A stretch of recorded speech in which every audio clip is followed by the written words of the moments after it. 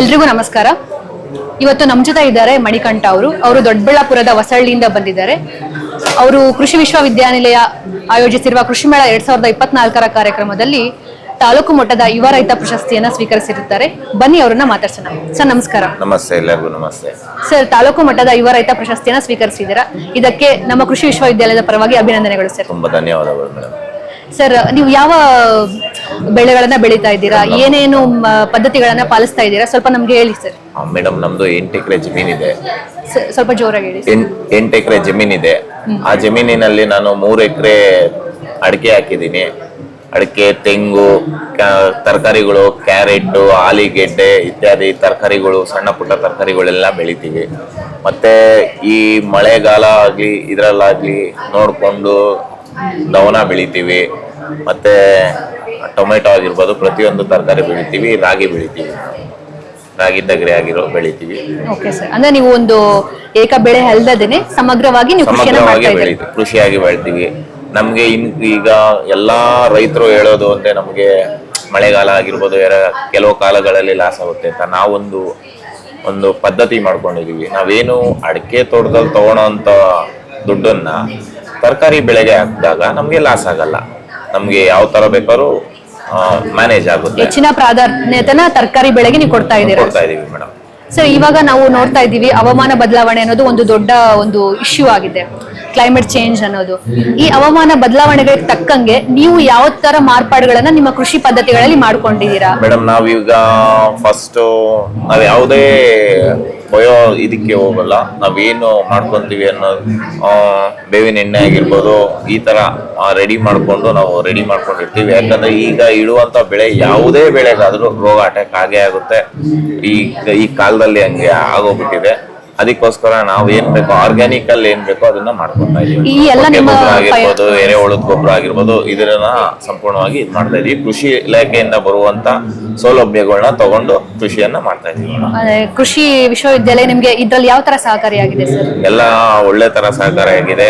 ಮತ್ತೆ ಯಾವ್ದು instruments machines ಬೇಕಾಗಿದ್ರಲ್ಲೂ ಸಹಕಾರ ಮಾಡ್ತಾರೆ. ಎಕ್ಸ್ಪೆಷಲಿ ಎರೆಹುಳದ ಗೊಬ್ಬರ, ಬೋರನ್ನು, ಜಿಂಕು ಇವೆಲ್ಲ ಬೇಕಾದ್ರೆ ತುಂಬಾ ಸಪೋರ್ಟ್ ಮಾಡ್ತಾ ಇದ್ದಾವೆ ಮೇಡಮ್. ಅಂದ್ರೆ ಯಾವ್ಯಾವ ಸಮಯದಲ್ಲಿ ಎಷ್ಟು ಪ್ರಮಾಣದಲ್ಲಿ ಅದನ್ನೆಲ್ಲ ಸಿಂಪಡಿಸಬೇಕು ಅನ್ನೋ ಮಾಹಿತಿಯನ್ನ ನಿಮ್ಗೆ ಕೃಷಿ ವಿಶ್ವವಿದ್ಯಾನಿಲಯ ಸಮರ್ಪಕವಾಗಿ ನೀಡ್ತಾ ಇದೆ ಅಲ್ವಾ? ಕೊಡ್ತಾ ಇದೆ. ಈ ರೀತಿಯಾಗಿ ನಮ್ಮ ವಿಶ್ವವಿದ್ಯಾಲಯ ನಿಮ್ಮ ಬೆನ್ನೆಲುಬಾಗಿ ನಿಂತಿದೆ. ನಮ್ಗೆ ಎಕ್ಸ್ಪೆಷಲಿ ನಾವು ತುಂಬಾ ಧನ್ಯವಾದಗಳು ಹೇಳ್ಬೇಕು ಅಂದ್ರೆ ಆಡನಹಳ್ಳಿ ಕೃಷಿ ವಿಜ್ಞಾನ ಕೇಂದ್ರದಲ್ಲಿ ಡಾಕ್ಟರ್ ಹನುಮಂತರಾಯಪ್ಪ ಸರ್ ಅನ್ನೋರ್ಗೆ ತುಂಬಾ ಧನ್ಯವಾದಗಳನ್ನ ಹೇಳ್ಬೇಕು. ಪ್ರತಿಯೊಂದು ಹಂತದಲ್ಲಿ ನಿಂತು ನಮ್ಗೆ ಗೈಡ್ ಮಾಡಿ ಈ ತರ ಮಾಡ್ಬೇಕು. ಈಗ ಸುಗರ್ ರಾಜ ಹಾಕ್ದಾಗ ಯಾವ ತಳಿ ಹಾಕ್ಬೇಕು, ಯಾವ ಹಾಕ್ಬೇಕು, ಚುಕ್ಕೆ ರೋಗ ಬಂದಾಗ ಯಾವ ತರ ಮೇಂಟೈನ್ ಮಾಡ್ಬೇಕು, ಯಾವ ತರ ಪೆಸ್ಟಿಸೈಡ್ ಮಾಡ್ಬೇಕು, ಇದನ್ನ ಮಾಡ್ಬೇಕು ಅಂತ ಪ್ರತಿಯೊಂದನು ಮುಂದೆ ನಿಂತು ಬಂದು ಹೇಳ್ಕೊಟ್ಟು ಇದ್ ಮಾಡ್ತಾರೆ ಮೇಡಮ್. ತಿರ್ಗಾ ಅಡಿಕೆಯಿಂದ ಆಗಿರ್ಬೋದು, ಪ್ರತಿ ತಿಂಗಳಿಗೊಮ್ಮೆ ಬಂದು ವಿಸಿಟ್ ಮಾಡಿ ಅಡಿಕೆಗೆ ಏನ್ ರೋಗ ಆಗಿದೆ, ಏನಾಗಿದೆ ಪ್ರತಿಯೊಂದು ಇದ್ ಮಾಡ್ತಾರೆ. ನಾವು ನಮ್ಮ ದೊಡ್ಡಬಳ್ಳಾಪುರ ತಾಲೂಕು ಕಡೆಯಿಂದ ಹನುಮಂತರಾಯಪ್ಪ ಸರ್ಗೆ ಧನ್ಯವಾದಗಳನ್ನ ತಿಳಿಸ್ತೀವಿ. ಅಂದ್ರೆ ಕೃಷಿ ವಿಶ್ವವಿದ್ಯಾನಿಲಯ ಮತ್ತು ಕೃಷಿ ವಿಜ್ಞಾನ ಕೇಂದ್ರಗಳ ಸಹಕಾರದಿಂದ ನೀವು ಸಾಮಾನ್ಯ ರೈತನಾಗಿದ್ದ ನೀವು ಒಬ್ಬ ಅತ್ಯುತ್ತಮ ಯುವ ರೈತ, ಪ್ರಗತಿಪರ ರೈತ ಆಗೋ ಮಟ್ಟಕ್ಕೆ ನಿಮ್ಗೆ ಸಹಕಾರಿಯಾಗಿ ನಿಂತಿದ್ದಾರೆ ಸರ್. ನಾವು ಫಾರಿನ್ ಅಲ್ಲಿ ಕೆಲಸ ಮಾಡಿ ಕೋವಿಡ್ ಟೈಮಲ್ಲಿ ಬಿಟ್ಟು ಬಂದು ನಾವು ಇನ್ನ ವ್ಯವಸಾಯ ಮಾಡಬೇಕು ಅಂತ ನಿರ್ಧಾರ ಮಾಡಿದಾಗ ಇಂಥ ಗೈಡ್ ಮಾಡ್ಲಿಕ್ಕೆ ಒಳ್ಳೆ ಆಫೀಸರ್ಗಳು ಸಿಕ್ಕಿದಾಗ ತುಂಬಾ ಒಳ್ಳೇದಾಗುತ್ತೆ. ಅಂದ್ರೆ ಕೃಷಿ ಜೀವನ ನಿಮ್ಮ ಆಯ್ಕೆ, ಅದು ಯಾರು ನಿಮ್ಮ ಮೇಲೆ ಹೇರಿಲ್ಲ, ಅದು ನಿಮ್ಮ ಜೀವನದ ಆಯ್ಕೆ. ಅದು ಅಂದ್ರೆ ಕೃಷಿಯಲ್ಲಿ ನೆಮ್ಮದಿ ಇದೆ ಅನ್ನೋದನ್ನ ನೀವು ಇನ್ನೂ ಬರುವ ಯುವ ಪೀಳಿಗೆಗೆ ಹೇಳೋದೊಂದೇ ಮಾತು ಮೇಡಮ್. ನೀವ್ ಎಷ್ಟೇ ಹೋದ್ರು ಎಷ್ಟೇ ಮಾಡಿದ್ರು ಆಸ್ತಿ ಒಂದಿತ್ತು ಅಂದ್ರೆ ಜೀವನ ಪರ್ಯಂತ ನಾವು ದುಡ್ಕೊಂಡ್ ತಿನ್ಬೋದು. ಯಾರ ಹಂಗಲ್ಲಿ ಬದುಕೋಂಗಿರಲ್ಲ. ನಮ್ಗೆ ಗೈಡ್ ಮಾಡೋದಿಕ್ಕೆ ಕೃಷಿ ಇಲಾಖೆ ಇದೆ, ತೋಟಗಾರಿ ಇಲಾಖೆ ಇದೆ, ಆರ್ಕಿಟೆಕ್ಚರ್ ಇದೆ, ಎಲ್ಲ ಪ್ರತಿಯೊಂದು ಇದೆ. ನಾವು ಅವ್ರ ಗೈಡ್ಲೈನ್ಸ್ ಮುಖಾಂತರ ಹೋದ್ರೆ ನಾವು 100% ಸಕ್ಸೀಡ್ ಆಗ್ಬೋದು, 100% ಆಗ್ಬೋದು. ಯಾವುದೇ ಲಾಸ್ ಆಗದಂಗೆ ನಾವು ದುಡಿಬಹುದು ಅನ್ನೋ ಗ್ಯಾರಂಟಿ ನಮ್ಮಲ್ಲಿ ಇದೆ.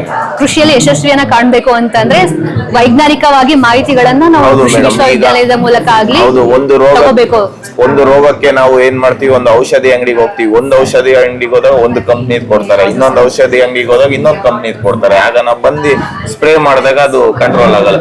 ಅದೇ ಒಂದು ಗೈಡೆನ್ಸ್ ಇದ್ದು, ಒಂದು ಗೈಡರ್ ಇತ್ತು ಅಂದ್ರೆ ಈ ತರ ಮಾಡ್ಬೇಕು ಅಂದ್ರೆ ತುಂಬಾ ಒಳ್ಳೇದಾಗುತ್ತೆ ಅನ್ನೋ ನಮ್ಮ ಅಭಿಪ್ರಾಯ ಮೇಡಮ್.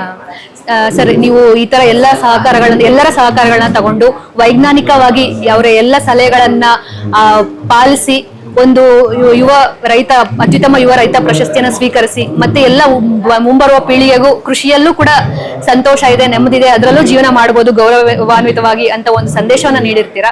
ಮತ್ತೆ ನಿಮ್ಮ ಸಮಯವನ್ನ ನಮ್ ಜೊತೆ ಕಳೆದು ನಿಮ್ಮ ಅನುಭವಗಳನ್ನ ನಮ್ ಜೊತೆ ಹಂಚ್ಕೊಂಡಿದ್ದಕ್ಕೆ ತುಂಬಾ ಧನ್ಯವಾದಗಳು. ಧನ್ಯವಾದ. ಧನ್ಯವಾದ. Thank you.